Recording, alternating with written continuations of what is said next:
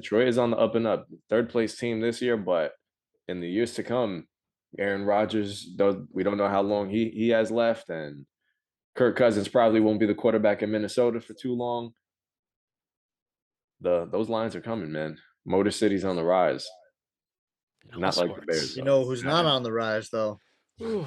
The Bears. Chicago, God. Ugh. Chicago. Oh, Chicago, Chicago. How I feel for you and how I mourn for you. It's just, I think I used that right. I might have used that wrong. Whatever. I'm just, I just feel bad for Chicago because, like we were talking about before the show, Chicago is it is a sports city, sports town. Like they bleed sports. They love their Bulls. They love their Bears.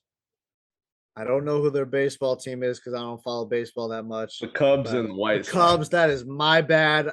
Once you said it, I feel stupid that I didn't know that because my grandma was a Cubs fan. I apologize, Chicago Cubs fans, for that. Um, but I feel for this the city of Chicago, right? Because man, do they love their freaking sports. And the Bulls haven't really. I mean, they have that Derrick Rose era. Right now, we'll get into it in our NBA episodes.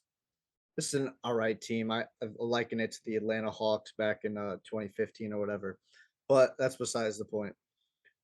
So, and Chicago Bears, I mean, you could argue their two best quarterbacks in Chicago Bears history is Jim McMahon and Jay Cutler. And that is just that's not good. Okay, that's just not good is the nicest way I can put it. You got Justin Fields who's got some talent. Will we ever see that talent fulfilled? I don't think so in Chicago. Maybe he gets another shot in another team. We'll see. They don't have a lot of talent around him. I think David Montgomery, possibly their best offensive player. Mhm. Well, you got Darnell Mooney as well. Yeah, Can I just blast there? So I've seen a lot of Bears fans saying, "Dude, why are people like?" They say this every year at the Bears. So like, come on, this team is so bad, and I'm so underwhelmed by their offseason. And where it starts is with Ryan Pace. He was just so damaging in his tenure with all the transactions he made, from moving up one pick to get Trubisky to going all in for Justin Fields when there was basically no support to surround him in coaching, running game, and even weapons because Allen Robinson had no chemistry with him. And then they throw him out there immediately. Of course, Matt Nagy was, pretty terrible hire. I think Vic Fangio deserves more credit for that defense. That's not even the main point. The damage of that was they had so little resources in this year's draft that there was so little support for your young quarterback, and it's sad. I feel bad for Bears fans because they kind of just had to accept this.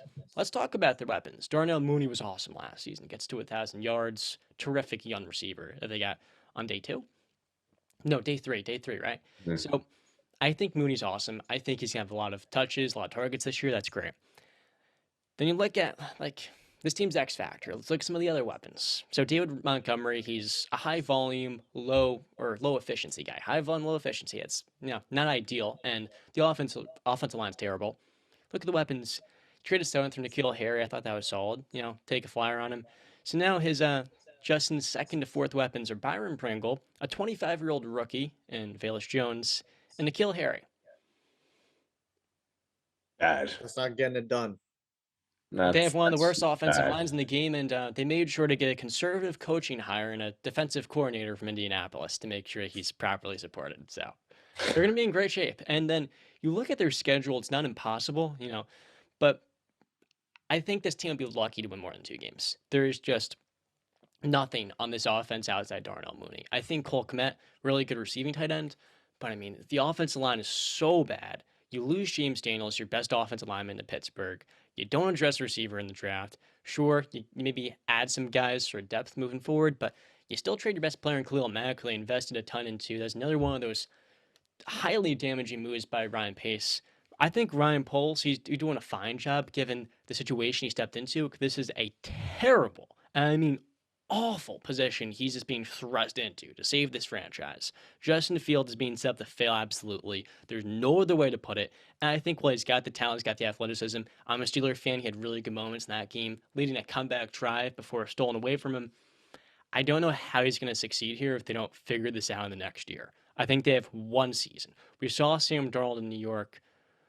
Once you get past that second year, I mean, it's all downhill, and that quarterback's continuing to struggle. And I think if he has a poor year like he did last year, it was a pretty bad rookie year the second half. Yeah, I mean, the Bears, I wouldn't be surprised if they're already looking to move on. And I don't think that's right necessarily, but I think a lot of people are going to jump the gun saying this dude's a bust. And while I think he's got the potential, I'm not out on him at all.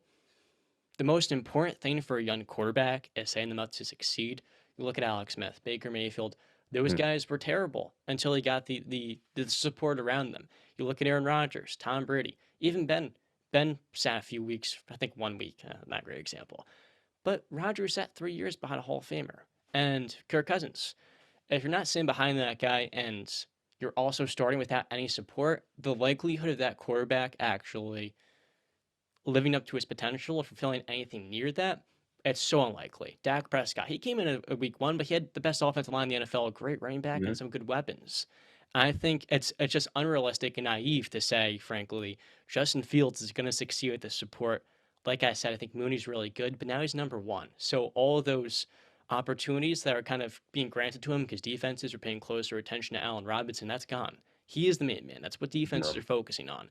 Justin, I know you're high on Byron Pringle. Do you think he's going to be the X factor? Think he's the favorite?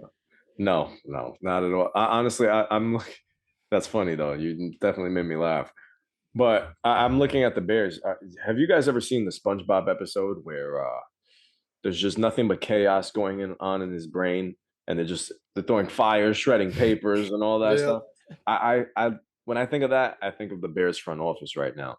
I think it's a total disaster. I don't think there's a quarterback in the league more set up for failure than Justin Fields is, and that's a lot coming from somebody who's supporting Trevor Lawrence and the Jaguars right now, who just came off of Urban Meyer and the disaster that was. So the Bears are really at the bottom of the barrel for all of us, I think. But I feel bad, man. I really feel bad. I'm looking at that quarterback draft. You see Mac Jones, you see T Law, you see Zach Wilson. You couldn't have plugged any one of them into that Bears situation last year and expected any one of them to succeed. It's an absolute disaster. I laugh because just in 2018, I honestly thought they were Super Bowl contenders right there. If it wasn't for Cody Parkey missing a field goal with that defense, that they had an actual opportunity. That's and then since then, it's just literally gone south. An absolute disaster. I don't even want to talk about the Bears anymore. I'm getting depressed. These comment That sections are defense the of yesteryear is not walking through that door anytime soon. worst. I'm afraid not. God. Yeah, Chicago, Chicago.